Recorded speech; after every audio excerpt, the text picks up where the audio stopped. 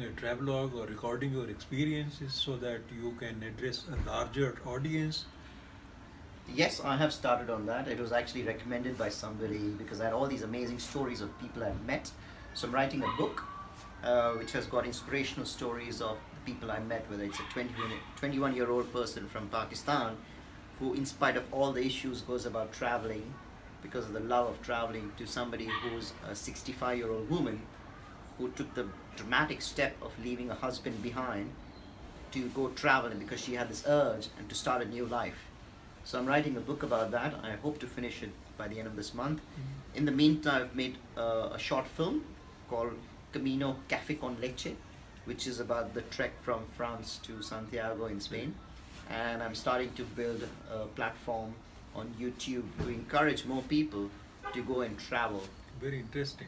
and not feel that a lot of people have fear that they might be lonely throughout. So in my book, I've given examples of how you can engage with people. It's actually so easy. I would say around 50 to 60% of the people I met while traveling were traveling solo, were traveling by themselves. So they all want to connect with each other. I think there is something about travelers that we want to connect with other people. We are curious to know about different cultures and different people. So very open to connect with others. And interestingly enough, a lot of people tell me, oh yeah, but I'm a woman, what about me? Well, majority of solo travelers were women. That makes it even more interesting. Yeah, this is absolutely fascinating. So I would highly encourage people to. There are lots of the women who I met while traveling said there are specific Facebook groups for women travelers, and they gain a lot of information from those groups about where to stay, what's safe, what's not safe. Yes, I have to say, being a man, I feel quite lucky that I don't fear for my personal safety as much. So, but in our groups, I would say majority would be women, and then we would just carry on together. So there would be one or two guys and say 4 or 5 girls. So you would have a group of 5 to 7 people, and we would travel. For example, in the Camino, which is I think a very very safe trek, we were around 11 of us, but at the end we were 4 of us who finished the trek, and there were 3 girls and me. So I was quite lucky to spend time with them.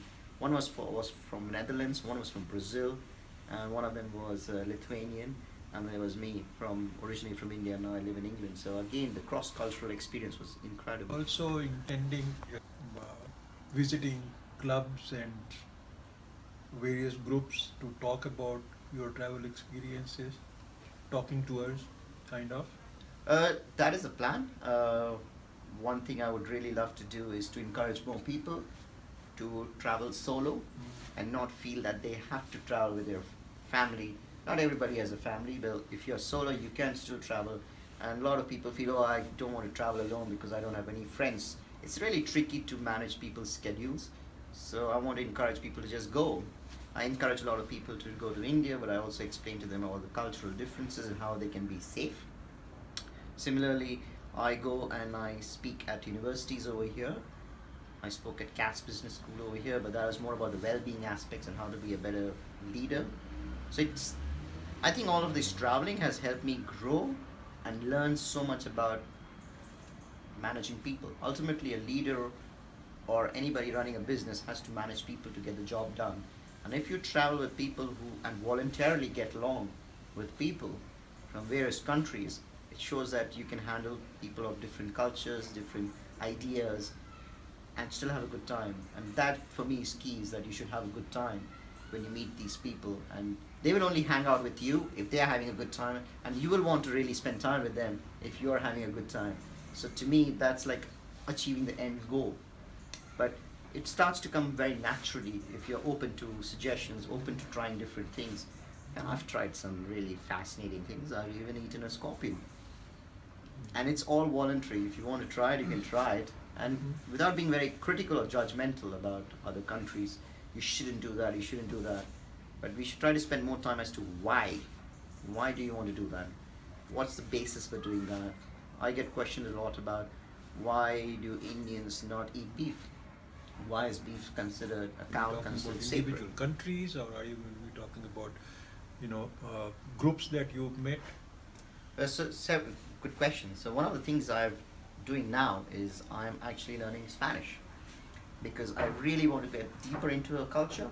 So I'm learning Spanish, and I want to be at an intermediate level Spanish speaker.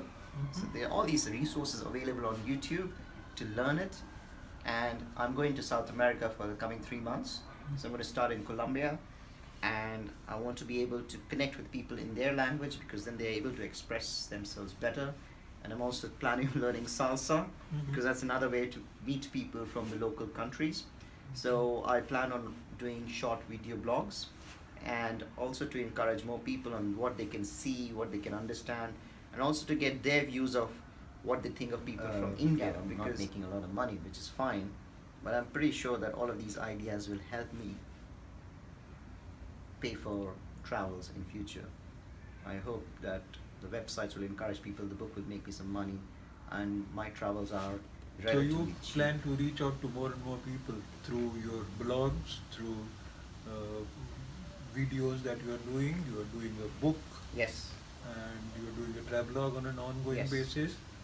To be honest, this is all new. The first video I made was about the Camino, which I've put on YouTube, and I'm about to finish my book. And again, these all ideas which people have encouraged me to do. They said, "Hey Raj, you have all these interesting stories. Why don't you put it in a book?" I said, "Oh, I never thought about it that way." So I started writing a book.